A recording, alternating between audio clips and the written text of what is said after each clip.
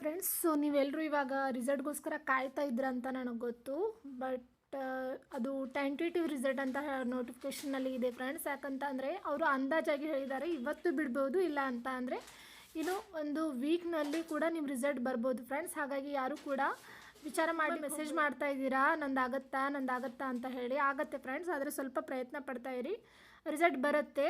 ಏನಾದರೂ ಒಂದು ಇಶ್ಯೂ ಆಗಿರ್ಬೋದು, ಮೇ ಬಿ ವೆಬ್ಸೈಟ್ ಇಶ್ಯೂ ಆಗಿರ್ಬೋದು, ಇಲ್ಲ ಅಂತ ಅಂದರೆ ಹೆವಿ ಏನಾದರೂ ವೆಬ್ಸೈಟ್ನಲ್ಲಿ ಪ್ರಾಬ್ಲಮ್ ಆಗಿರ್ಬೋದು. ಸೊ ಹಾಗಾಗಿನೇ ರಿಸಲ್ಟ್ ಬಂದಿಲ್ಲ ಇವತ್ತು, ಬಟ್ ಬರ್ಬೋದು ಅವರು ಒಂದು ವಾರದೊಳಗೇ. ಅಂತಂದರೆ ಮಾರ್ಚ್ ಫಸ್ಟ್ ವೀಕ್ನಲ್ಲಿನೇ ರಿಸಲ್ಟ್ ಬರುತ್ತೆ, ಫಸ್ಟ್ ಮೆರಿಟ್ ಅಂತ ಕೂಡ ಹೇಳ್ತಾ ಇದ್ದಾರೆ.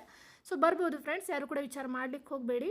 ಮತ್ತು ಇನ್ನೂ ಕೆಲವರಿಗೆ ಡೌಟ್ ಇದೆ, ನಾನು ರಿಸಲ್ಟ್ ಬಂದ ಮೇಲೆ ಯಾವ ರೀತಿಯಾಗಿ ಚೆಕ್ ಮಾಡಬೇಕು ಅಂತ ಹೇಳಿ. ನೋಡಿ ಫ್ರೆಂಡ್ಸ್, ನಾನು ನನ್ನೊಂದು ಲಾಂಗ್ ವಿಡಿಯೋದಲ್ಲಿ ನಿಮಗೆ ಡೀಟೇಲಾಗಿ ಎಕ್ಸ್ಪ್ಲೇನ್ ಮಾಡಿದ್ದೀನಿ. ಬಟ್ ಒಂದು ವೇಳೆ ನಿಮ್ಗೆ ಗೊತ್ತಾಗಿಲ್ಲ ಅಂತ ಅಂದರೆ ಇಲ್ಲಿ ನೀವು ಇವಾಗ ಈ ಶಾರ್ಟ್ ವಿಡಿಯೋನ ನೋಡಿ ತಿಳ್ಕೊಳ್ಬೋದು. ನೋಡಿ ನಾನು ಹೇಳ್ಕೊಡ್ತೀನಿ ನಿಮಗೆ. ಇವಾಗ ಇದು ನೋಡಿ ನನ್ನ ಒಂದು ಡಿಸ್ಪ್ಲೇ ಆಗಿದೆ. ಇಲ್ಲಿ ನೀವು ಗೂಗಲ್ನಲ್ಲಿ ಹೋಗ್ಬಿಟ್ಟು ಇಲ್ಲಿ GDS ಅಂತ ಸರ್ಚ್ ಮಾಡಬೇಕು. GDS, ಓಕೆನಾ?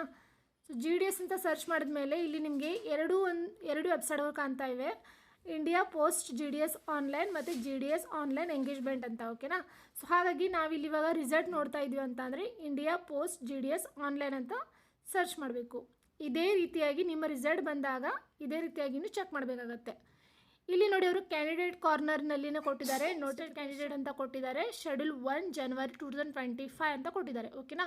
ಯಾವಾಗ ನಿಮ್ಮ ರಿಸಲ್ಟ್ ಬರುತ್ತೆ, ಸೊ ಕ್ಲಿಯರ್ ಆಗಿ ಫ್ರೆಂಡ್ಸ್, ಯಾವಾಗ ನಿಮ್ಮ 2026 ರಿಸಲ್ಟ್ ಬರುತ್ತೆ, ಫಸ್ಟ್ ಮೆರಿಟ್ ಲಿಸ್ಟ್ ಬರುತ್ತೆ, ಆವಾಗ ಇಲ್ಲಿ ಶೆಡ್ಯೂಲ್ 1 ಅದು ತಿಂಗಳು ಹಾಗೆಯೇ 2026 ಅಂತ ಹೇಳಿ ಮೆನ್ಷನ್ ಆಗುತ್ತೆ ಫ್ರೆಂಡ್ಸ್. ಇದು 2025 ರಿಸಲ್ಟ್. ಇದೇ ರೀತಿಯಾಗಿ ನಿಮ್ಮ ರಿಸಲ್ಟ್ ಬಂದಾಗ ನೀವು ಚೆಕ್ ಮಾಡಬೇಕು, ಓಕೆನಾ? ಸೊ ಇದೇ ರೀತಿಯಾಗಿ ಇಲ್ಲಿ ಶೆಡ್ಯೂಲ್ ಯಾವ ತಿಂಗಳಿನಲ್ಲಿ ಬರುತ್ತೆ, ಮೇ ಬಿ ಅವರು ಇವಾಗ ಮಾರ್ಚ್ ಫಸ್ಟ್ ವೀಕ್ನಲ್ಲಿನೇ ಬರುತ್ತೆ ಅಂತ ಹೇಳಿದ್ದಾರೆ, ಆದರೆ ಅಂದಾಜಾಗಿಯೇ ಹೇಳಿದ್ದಾರೆ ಫ್ರೆಂಡ್ಸ್. ಹಾಗಾಗಿ ರಿಸಲ್ಟ್ ಇವತ್ತೇ ಬರುತ್ತೆ ನಾಳೆನೇ ಬರುತ್ತೆ ಅಂತ ಹೇಳಲಿಕ್ಕೆ ಬರೋದಿಲ್ಲ.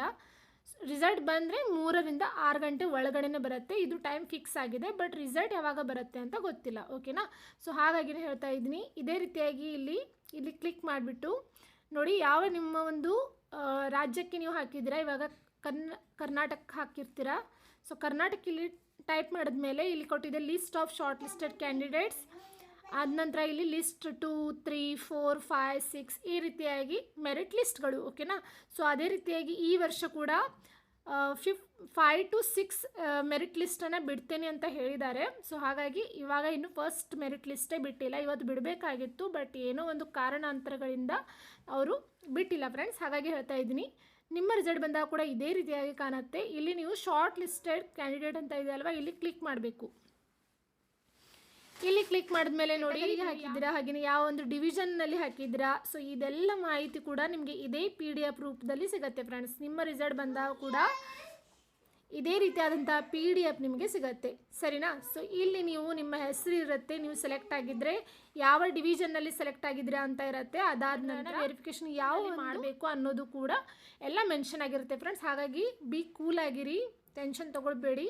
ತುಂಬ ಜನ ಮೆಸೇಜ್ ಮಾಡ್ತಾ ಇದ್ದೀರಾ, ಎಲ್ಲರೂ ಕೂಡ ರಿಪ್ಲೈನ ಕೊಡಲಿಕ್ಕೆ ನಾನು ಪ್ರಯತ್ನಿಸ್ತಾ ಇದ್ದೀನಿ. ಆದರೂ ಕೂಡ ನಿಮ್ಮ ಏನಾದರೂ ಡೌಟ್ ಇದ್ದರೆ ನೀವು ಫ್ರೀಲಿ ನನಗೆ ಕೇಳಿ, ನಾನು ಅದಕ್ಕೆ ಉತ್ತರಿಸಲಿಕ್ಕೆ ಪ್ರಯತ್ನಿಸ್ತೀನಿ ಫ್ರೆಂಡ್ಸ್, ಓಕೆನಾ?